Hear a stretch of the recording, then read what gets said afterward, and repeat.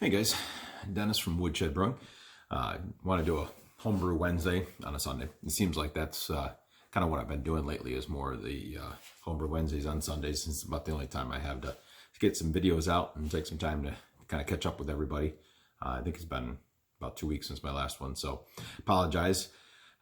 Working a separate job. I'm coaching multiple sports right now, so it's a little bit crazy around here, but got a video for you today. A little bit of a grain to glass, got an experiment. So I'm going to kind of take you through that.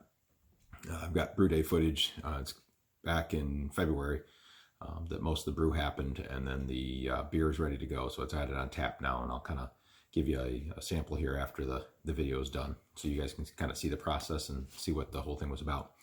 Did want to say quick thank you very much to all the new subscribers I've had. I've had a lot in the last probably 2 or 3 months. People have jumped on and subscribed, so really appreciate it.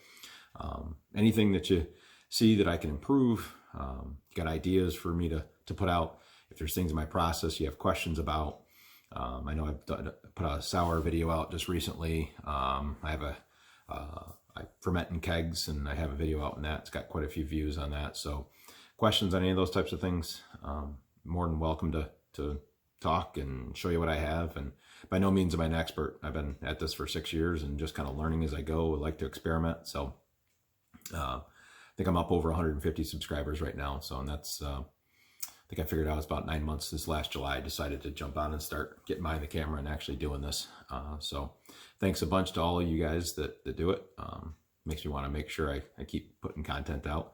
May not be as much as I'd like to right now. I'd try to get one out a week, but haven't been able to lately as good as I'd want with that. So appreciate you guys subscribing.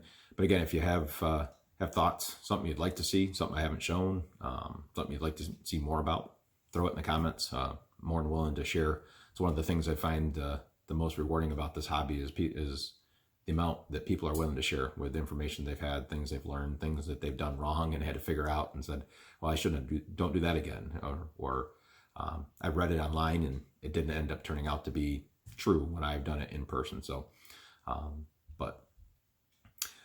just having a blast. Again, if you are interested, brewtubers.com. It's a brand new club that's up and going, just official. We just finally got all of our board up and going.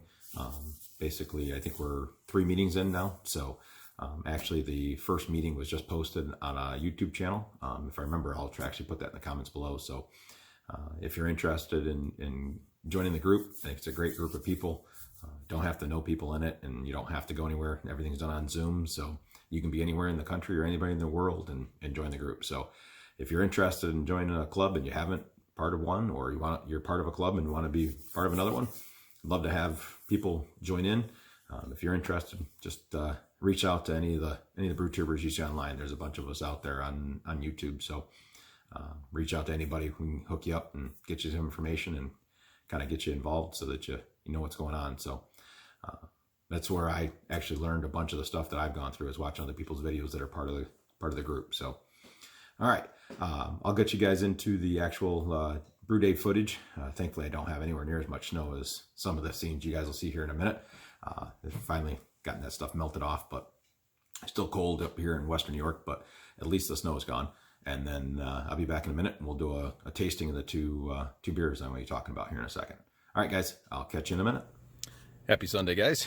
Thought I'd do a homebrew Wednesday on a Sunday. I got a brew day going, so thought I'd take you guys along, give you a quick look. And still getting more snow in Western New York. Pretty day out here today, though. So temperatures are actually finally up in the upper 20s, low 30s. So can't complain. Brew house is at 24 this morning. So get the natural gas going. We're up to, I think, in the mid 30s now. So it'll make it a little more reasonable in there. But that is, that's my pool right there, in this diving board in the back end. Give you an idea how much snow.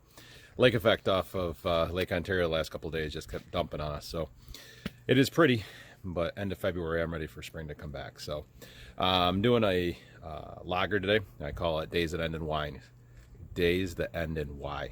I've learned how to talk today. Just a basic lager, 50% pills, 50% pale, with a hit of Saaz at the beginning of the boil. So it's just a straight kind of a lawnmower type of beer, but one of those that I enjoy having on tap. So I'm going to do a double batch, take you guys through the maiden voyage of the new system that I showed you last week. So we'll get you guys going here in a few minutes. All right, hope everybody's having a great one. Happy Homebrew Wednesday. Sla'inte, guys. All right, so we are heating up to strike temperature, so we're shooting for 160.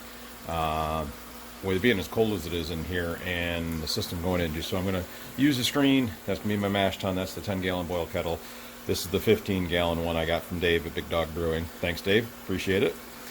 So I'm just using the top here just to recycle it through the system. So we're just going out through the pump and up back through the system. So shooting for 160. We're at 120 now. But with that system, I know we're going to have some losses. It's only 41 in here now. So with those losses, typically somewhere in that 8 to 10 degree range. So I'm shooting for 148 for my mash temperature today. So if I'm a degree or two over, that's okay. It'll settle back down with the heat in here, lack of heat in here. It'll come back down pretty quick. So cycling through. So this is the, see if we get it in close, give you an idea of what the pretty simple recipe here. So this is a 10-gallon batch we're going for, so it's a double for me. The target water profile is yellow dry, and I am using L17 Imperial Yeast Harvest. So getting the salts and stuff ready to go, getting those things measured out, get those things popped in here before we hit the strike temperature. I've got my grains over here I got to do a little bit of crush with and get things rolling. So once I get this set up, I'll take you through a quick idea of how this is all going to work out, and then we'll see how this works. So this will be the first time through this system. So I've done a water check on it, but other than that I have not run a full brew through it. So I use the screen, that one over there. Just this last week with Matt at Rec Brewing, we did a collab on a kettle sour, but I have not done it through this full system yet. So this will be the first time through this. So we'll see how it goes. All right, so here is the system set up. So I am set up right now to underlet. I've got 16 pounds of grain. That's a 50-50 mix of pale and pills. Nothing else in there. Got my brewing salts in. Water's up to 160. So I'm going to underlet into that. And then who needs a mash paddle when you got this? So I run this in there. Mix it up pretty well here, so we'll take you through. It just basically runs out of that kettle in the bottom, through my pump, up through the Blickman Tower of Power, and then I'm going to underlet. And then once I get the mash good and mixed in, the top will go on top of it, and that will become a sprayer that goes over the top, and it'll recirculate through. So let me get the underletting started here, and then we will get a quick video of the mash and then what it's going to look like once it's rolling. All right, one of the nice things, cool feature on this is that little float is my gallons per minute, so I can see what I'm recirculating at. So by just changing the flow through my power tower, so I'll change it and I'll show you. So I can roll it up, go up higher, I can back it down. So I'm running about 1.5 gallons a minute right now to underlet. So I don't know if I can get a video of this here. She's starting to water starting to come up the side there. There, you can keep it come up there. So we'll underlet this, bring it up to almost to the top, and then we'll get it mixed in well and mash it in, and then we'll start the recirculation. So this is a 10-gallon kettle at the top and a 15 at the bottom. So I'm not sure how much water I'm going to be able to put in. We have, let's see, I don't know if I can show you in there. We are down to, started at just under 14, so they're down to about 11 gallons now. Again, I don't know how well you can see that or not, but so we just kind of keep letting it slowly come up, and then get all those air bubbles out, dough balls out, and start mixing it in. All right, we are just getting the water up to the top. I don't know if you can see it right on the edge here over on the right hand side. She's just starting to come up, starting to see the water come through that top. So I gotta go kick the pump off here in a second, but underletting seems like it's working well. All right, we'll get it mixed up and we'll show you here in just a second where we're at. All right, so 7 gallons or so in there. I'm gonna start mixing it up and get a good mix on it. We'll start the recirculation here in a minute. So this is by far the biggest batch I've ever made. Again, this is 16 pounds of grain in here, so I may end up getting the real mash paddle out here in a few minutes to make sure I get a real good mix of this, just because the mixing paddle that I'm using here is, it's only yay long, so it's not going to get me all the way down to the bottom. It'll get me fairly close, but all right, well, I will get back to you here once we get this all mixed in and get the circulation going. All right, so this is the system we got rolling. So mash tun here, we're circulating back out down into boil kettle. I think I had about 5 or 6 gallons left in there out of the 14. And then we are circulating back over the top of the grain bed. So I'm just kind of having to keep an eye on it right now. So right now what I'm doing is I'm at, and this is kind of guesstimation right now, about a 45-degree angle on this valve. I am running just below, I guess that's 3/4 of a gallon a minute right now, and temps are settling back out. I got it set for a mash temp of 148. Need that to run through, for a couple of minutes to cycle through the system to kind of see what the temperatures are going to settle back out at. So far seems to be working fairly well. Let's see if I can get you a shot down there. There we go. That's the work coming out of the top of the mash. So far, so good. And that'll be the key right there, is my rate, to make sure I've got enough cycling through to come back on top to keep the mash there, but not enough to go overflowing on that. So right now I think maybe I'll open this up just a hair more, just a little bit more out, and go through. So it's starting to settle down already. So again, another 2 degrees, but that was 160, so just cycling it through a couple of times, it'll probably settle back out. So I had about a 12-degree differential to start. Unfortunately, out here in the shop, it's hard because you have ambient temperatures you got to deal with. So, what's the ambient temperature going to do to your mash tun? How much is it going to drop? Summertime, it's 80 some odd degrees out here. It doesn't drop anywhere near as much. I don't need that differential. Different than it was 26 when I first walked in here this morning. That's a pretty different differential there. So she's already down to 149. So I think we're going to be pretty darn close with this. So, all right. So 60-minute timer starting now on the mash, and then we'll see how we go with it. All right, guys. All right, so the mash is over. I finished that up. So she's draining now. So I just got myself a hook from the ceiling. Just takes the weight off of it. It did come with a little hook on the side, so it will kind of hold its weight a little bit there. I just don't want to put 16 pounds of wet grains on just the one hook, so I'm kind of supporting the weight, and you can hear it. Just gonna let it drip, get all that out while the kettle starts to come up. I put heat to that as I was draining, so I drained the majority of it out. We ended up with, what is that, 11 gallons, I think, so far. That doesn't include whatever drains out of there. So I should probably get another, maybe 1/4 gallon, half tops. So somewhere in that range. Again, the goal was a 10-gallon batch. So we'll see how this turns out. But I put the heat to it, so she's heating up now. Get that draining for a few minutes. Working on kettle sour right now, getting the berries in that. So that's for another video. So I'm waiting on that to get things dripped out. So figure we'll see how things go, and we'll get things ready to roll. But so far, loving this new kettle, love the new setup. Found that 3/4 of a gallon per minute flow rate with about a 45-degree angle on the on that valve right there at about 45 degrees. It was just about perfect. It kept it, the amount that's running out of it for the amount that's coming over the top to circulate. So it was pretty done on the money. We were able to run the grain 148. We were able to stay right within a degree of that, so I cannot complain at all. She settled back out and came back down to 148 within a minute or two of getting the mash started, the circulation. So at 12 degrees, it was good with the temperature I had in here. So I'll have to play with that as we get into the warmer months. But so far, so good. Loving this so far. All right, we'll get back to you. Hopefully you'll catch a hop drop here as we get close to the boil. Just one hop drop today. All right, so I just want to give you a quick look. So just over 12 gallons into the kettle. We're coming up to hot break now, so I just poured what was left into the mash tun. into that. So no losses. That's the nice thing, other than what the grain absorption is.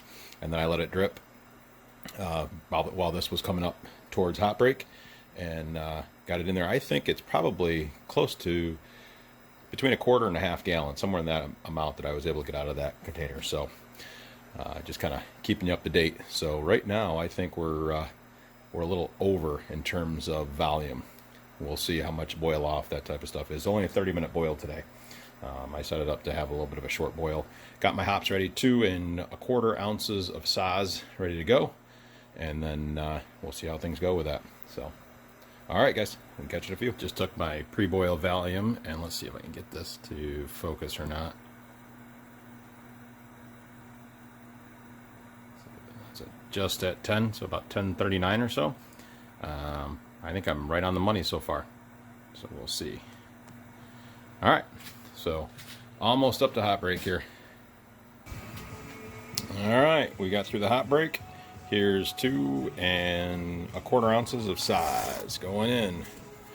Give that a quick little stir here. The only hop drop for this beer. Again, this is Days That End in Y. Just a nice, simple, hoping for crisp lager. Again, I'm using L17 Imperial Yeast Harvest on this one. So we'll see how it goes. That's 30-minute timer starting now. And what are we? Right around that 12-gallon mark or so, somewhere right in there. Got a nice little boil going. So, all right, we will catch you here as we start the chilling process. All right, got the Whirlpool arm in there. Got my immersion chiller in there. So that is down. I got my tote full of water and snow. Immersion or pump at the bottom of that hooked up to the hose, run through the immersion chiller, and then we'll run this hose back out. So this will basically just melt, run the water over the top of that. So best I can do, because I can't get out to the pool right now, too much snow out there. So the timer's about to go off, and then we will start our chill, and we'll see how much time it takes to chill this down. So we ended up with, what are we at? So around 11 gallons it's looking like, somewhere in that range, the best I can tell. So we'll see. I haven't checked my my gravity yet. I gotta get a sample on that. It's one of the nice things with this too. I don't know if I've ever noticed, if I've ever pointed this out. That right there is actually a sample port. So while the pump's running, I can just kick that valve, put my hydrometer flask underneath there, and then take a sample as it's running through the pump. So it's kind of a nice little system with that. But all right, so let's get this thing kicked off and put a timer on it. See how long it takes to chill this with my redneck tub here. All right, well, let's catch you in a few, guys. All right, so I've got 2 kegs. That has got wort in it. They're probably 4 3/4 ish. I don't put it right up to the top, so I give myself some head space. Let's see here. See if I can get it to focus in. I'm gonna call that 1041, 1040, right in the money. So it's supposed to be 1043, so I'm calling that good. It's supposed to be a 4.5% beer, you know, something nice and light and easy to drink. So basically 9 gallons, 9 1/4 gallons, something like that. Again, leaving some head space. So I went over 4.5 because I'm going to be using the L17 Harvest.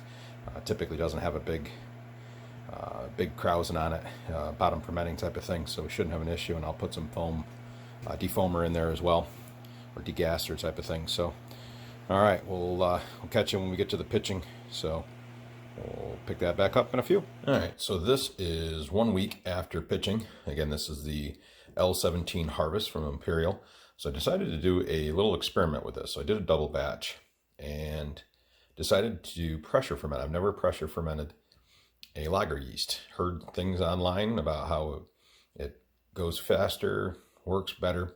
So I decided to give it a shot. So the one on the left is a typical just airlock into Star San, and one on the right is the pressure fermented. I did it at 10 pounds. So I'm going to take a sample and see what they turn out to be. So 1 week, it's no more bubbles coming out of that. So I'm thinking it's done. It's been that way for a couple of days, so I wanted to give it some rest. This has been fermenting at, it's an ambient temperature, but it's in the basement. So we're about 66 in here. So just going to kind of see what we have out of the two of them. And then might be getting close to time to transfer, and then I'm going to let it lager a little bit. I think I'll let this, once I get the transfer done, I'll let it come up to carbonation just over time, not the forced carbonation. Just put it on my typical 10-12 pounds in the keezer and let it go for a week, two, and kind of let it lager a little bit. So, all right, we will see what we get here out of the samples here in just a minute.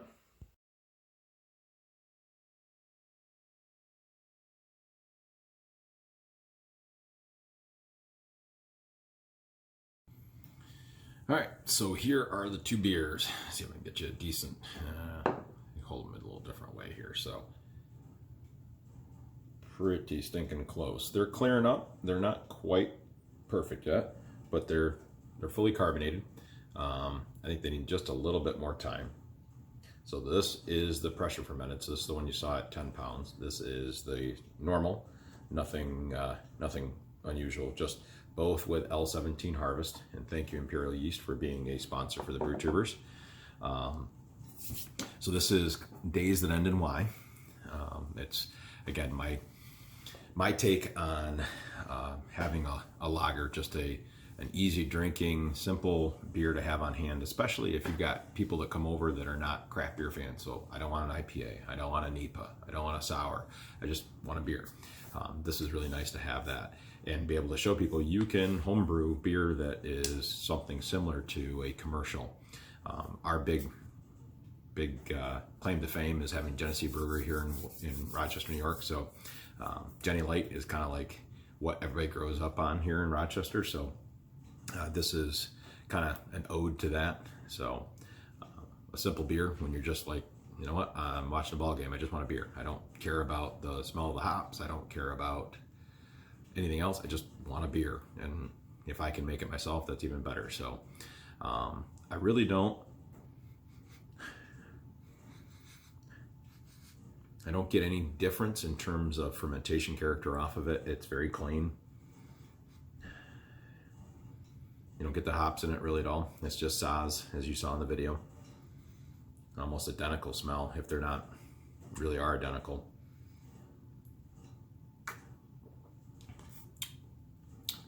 Pretty crisp, pretty dry. Off the top of my head, that was the 21st of February.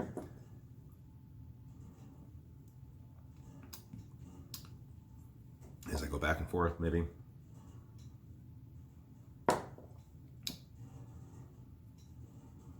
I get maybe just a touch different on the palate. But I mean, I'm searching right now.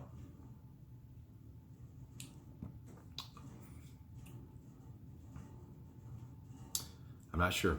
It almost feels like there may be just a little hint of a hop bite in the non-pressure fermented compared to the pressure fermented one.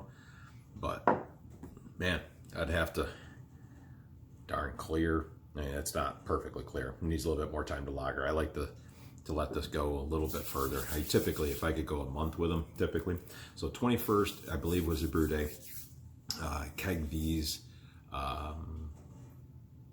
let's see, about 10 days ago now, and I just put it on gas and just let it go. Didn't, no force carbonation at all.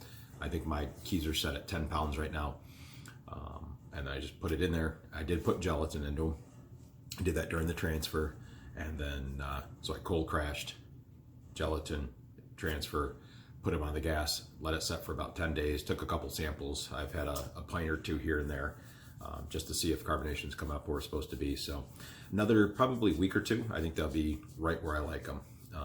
I found this beer to be a really easy drinking. You know, it's at 4.5%, so it was what, 1041, I think, is what I had as an original gravity, and right at that 1010, 1011 range.